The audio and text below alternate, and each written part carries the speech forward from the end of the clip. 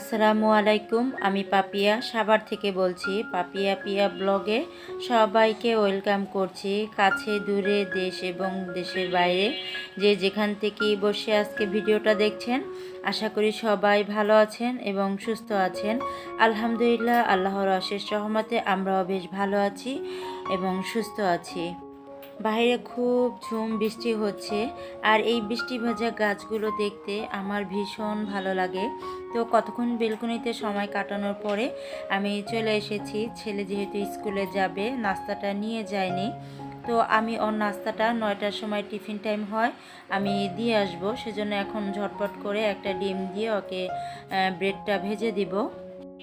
ভিডিওর শুরুতেই আমার প্রিয় আপু ভাইয়াদের একটা কথা মনে করিয়ে দিচ্ছি, যারা ভিডিওটি ক্লিক করছেন একটা লাইক দিতে ভুলে গেছেন, প্লিজ একটা লাইক দিয়ে ভিডিওটি কন্টিনিউ করবেন। আপনি যদি আমার চ্যানেলে নতুন ভিজিট করে থাকেন, ভিডিওটি দেখার পরে কোথাও কোনো অংশ যদি একটু ভালো লাগে, চাইলে আমার চ্যানেলটি সাবস্ক্রাইব করে আমার পাশেই থেকে যেতে পারেন। আর এই কাজটা যদি আগে থেকেই করে থাকেন, আপনাকে অসংখ্য ধন্যবাদ। তো এভাবে যদি ওকে ব্রেডটা ভেজে দেই, ও খুবই পছন্দ করে। তো আজকে ছেলে নাস্তা খেয়ে যেতে পারে না, কারণ ঠান্ডা পেয়ে সবাই এমন ঘুম দিয়েছি, অ্যালার্ম বাজছে সেটা শুনিয়ে নেই।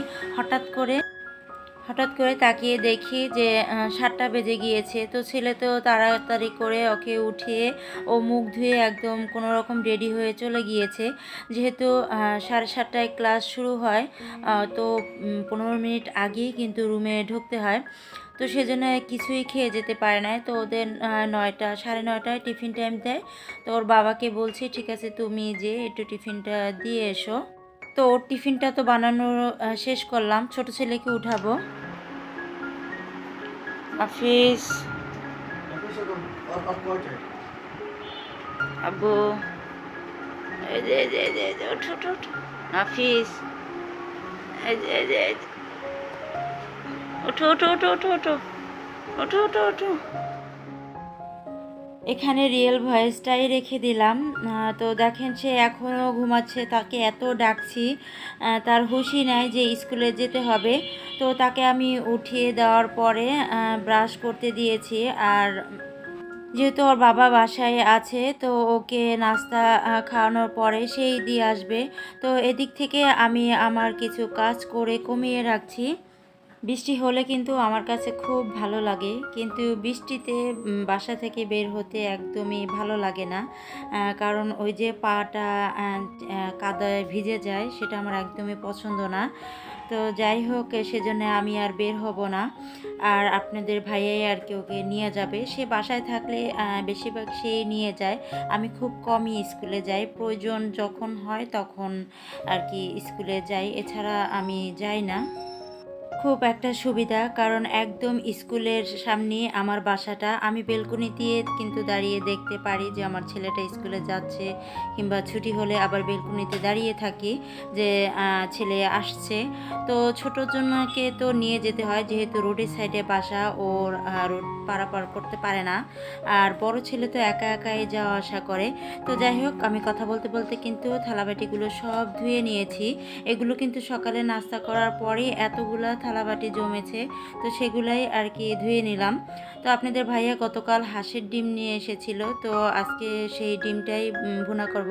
হাঁসের ডিম ভুনা এবং ভাজি আমার কাছে খুবই ভালো লাগে। তো এদিকে দেখলাম ডাল শেষ হয়ে গিয়েছে, তো আমি জারগুলো ধুয়ে রেখেছিলাম, তো এখন ডালগুলো একটু রিফিল করে নিচ্ছি। এখন কিন্তু বাসায় একদম আমি একা, কেউ নাই, কারণ তারা বাবা ছেলে, দুই ছেলে তো স্কুলে চলে গিয়েছে। তো নাবিলের বাবাও কিন্তু তার অফিসের কাজে বাইরে গিয়েছে।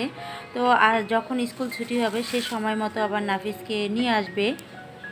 তো এই যে আমি এখন চিনিটাও রিফিল করে নিচ্ছি। আমার যখনই যে জারটা খালি হয় আমি সাথে সাথে ধুয়ে রাখি, কারণ একসাথে ধোয়ার আশায় আমি কখনোই রাখি না। যখনই যেটাই খালি হোক না কেন, ওটাই আমি ধুয়ে ঝরা দিয়ে রাখি, তাতে করে একটু কষ্টটাও কম হয়। আর একসাথে ধুতে গেলে তো অনেক মানে কষ্ট হয়, বেশি করে ধুতে হয়। এই কাজটা কিন্তু আমি কখনোই করি না। তো রিফিলের কাজ করার পরে এখানে একটু চিনি পড়েছে, তো যেহেতু মুছতেই হবে, তো সবগুলা সরিয়ে আমি কিচেন কাউন্টার টপটা একটু ভালো করে মুছে নিচ্ছি। আর যেহেতু আমার এই ছোট্ট জায়গাটায় বসে আমি কিন্তু কাজ করে থাকি, তো এটা সব সময় কিন্তু মুছে থাকি, কিন্তু প্রতিদিন কিন্তু আপনাদের সাথে শেয়ার করি না। তো এখানে আমার যে টেবিল রানারের সাথে যে ম্যাটগুলো আছে, এখানে একটা ম্যাট বিছিয়ে দিয়েছি। এখানে আমি বড় চামচগুলো আলাদা রেখেছি আর ছোট চামচগুলো আলাদা রেখেছি। তো এই যে আর আমার মশলার জারটাও ওখানে রেখে দিয়েছি। তো আসলাম বিছানাটা গুছিয়ে নিতে। তো পর্দাগুলো চেঞ্জ করেছি, সেটা তো শেয়ার করেছি।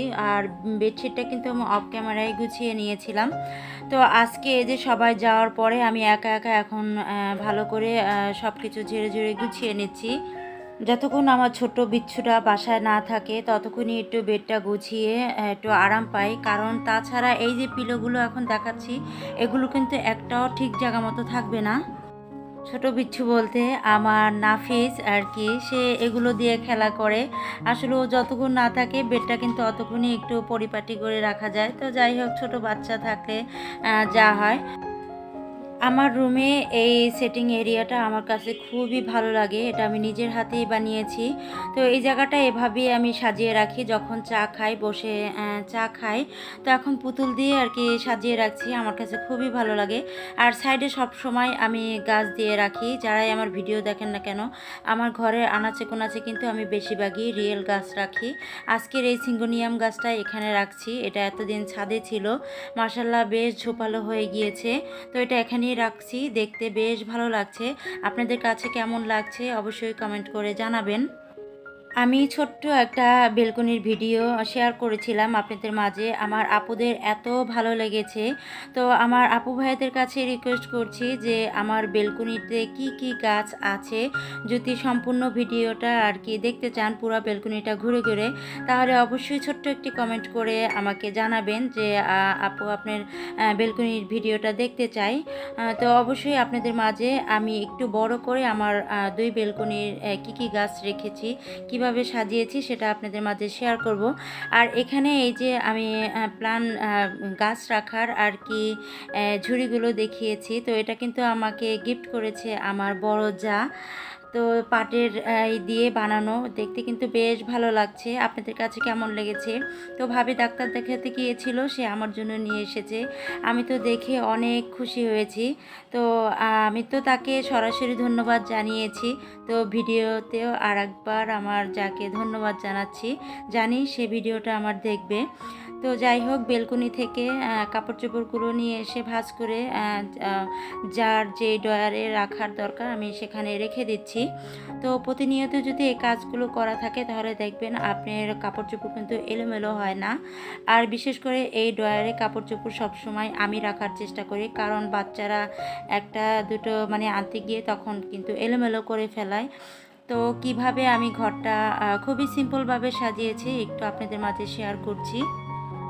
আজও কমেন্টগুলো পড়া হলো না, তবে নেক্সট ভিডিওতে কমেন্টগুলো পড়বো ইনশাল্লাহ। আজ শুধু আমার একটা আপুর কমেন্টটা পড়ছি, কারণ তার কমেন্টটা পড়ে আমার খুবই খারাপ লাগছে। এমএন ব্লগ থেকে নাসরিন আপুর কমেন্টটা পড়ে নিচ্ছি।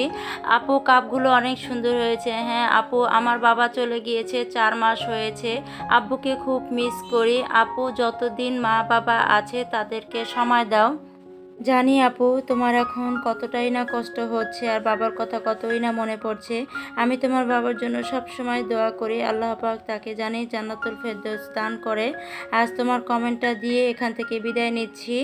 সবাই ভালো থাকবেন, সুস্থ থাকবেন। আল্লাহ হাফেজ, আসসালামু আলাইকুম।